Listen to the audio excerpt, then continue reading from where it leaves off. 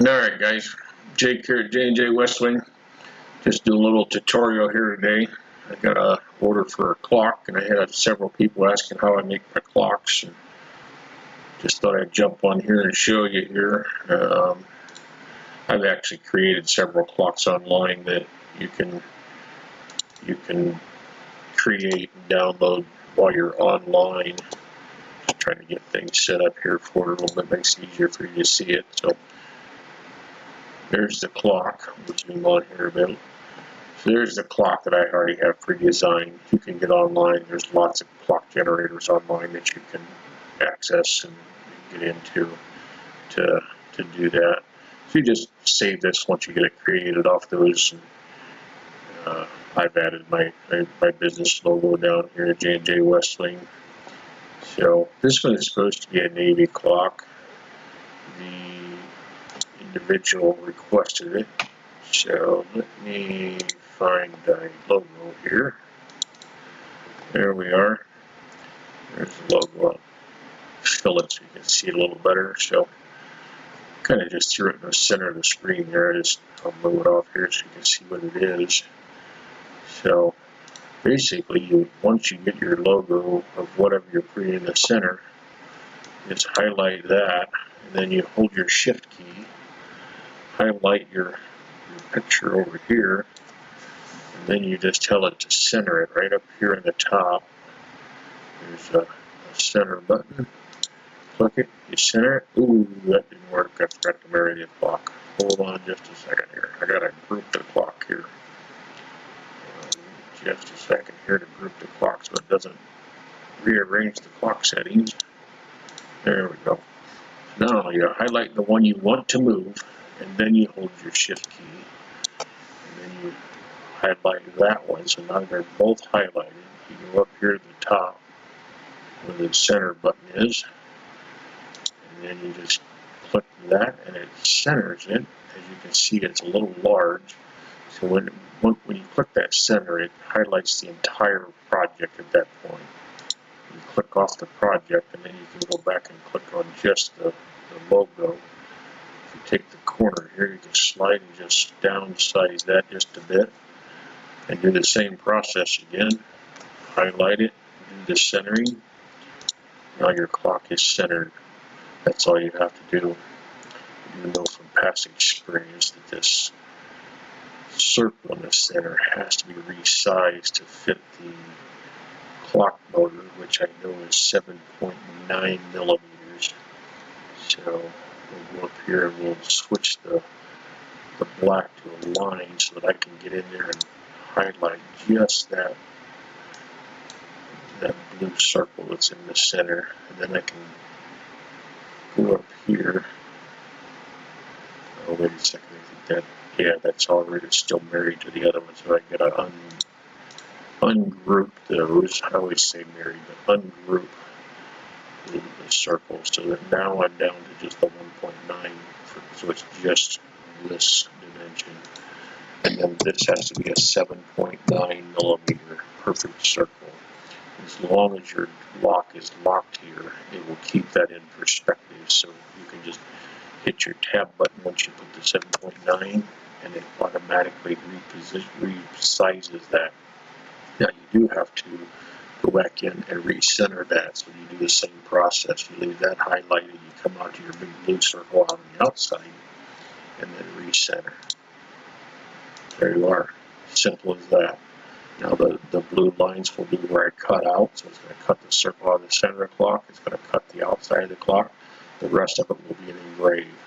So what I'll do at this point, hold your shift key and click on the black layer over here. So now it's highlighted all the black stuff, and you can switch that to the red so that everything will be the same layer. You can set the settings and it'll engrave the entire thing together. Now I know from past experience my logo down here does not engrave well on the same settings up here. I don't know if it's the font that I used or whatever, but it does not like that. So I always put that on a separate layer over here.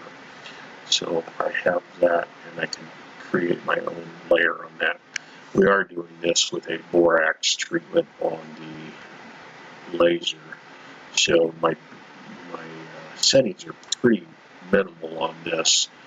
So if I want to highlight the red, and I actually have a down here in the material library, it's very nice to set this up and start saving all of your engravings.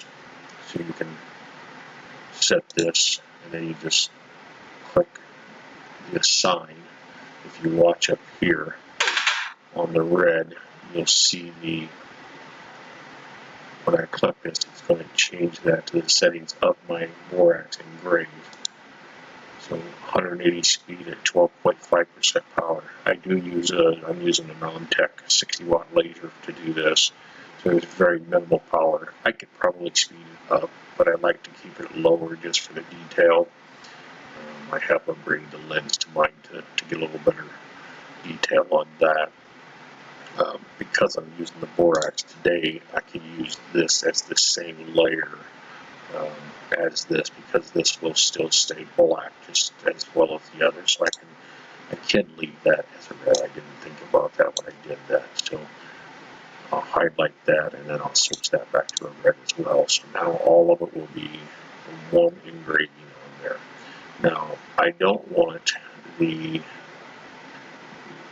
blue line to cut first, which you can see the layers over here. They're all set up to in the orders that they're going to do, and blue actually is going to be the first one. So you can do it one of two ways. You can either click here and move it down, actually move the red up, I'm sorry, and then it moves the blue one down. But the easiest way that I have found to do it is just right click on your pound sign here, go down here to the bottom and sort cuts last. It automatically will change your cuts to the bottom of your list. So all of your engravings are done first, and then it goes back to your cuts. Now I just need to set up the cut engraving or the cut for the clock and the center to be cut out. This is a 6mm clock, so I go to the 6mm Baltic birch is what we're doing it on. Put in my 6mm, my cut, click assign. There we are, 9 millimeters a second at 44.4% power. And I'll get a nice crisp, clean cut off of that. I do get a little bit of burning, just I probably could speed it up a bit, but just because of the glue being inconsistent on some of my woods, I've slowed it down and done it. So I have changed the Baltic birch that I'm using, so hopefully this will be a little better than what I used to have here. So there it is. That's all you have to do. You're ready to send it to the laser. So I'll switch over to the other camera here, and I'll get things set up to show you going to the laser. I already have the borax already sprayed on it, and it's been drying most of the morning, so it'll be good and dry by the time we get this done and go in here. All right, guys, there she is, all out of the laser and ready to go here. It's got a line across the center of it here. Appears to be some weird greenery in this board here, so it's kind of making it look a little odd, but yeah, it turned out pretty good. So with that, we'll say 73s. You guys have a good night. As we always say, we're on the air here at J&J West Wing. Reach out if you need anything.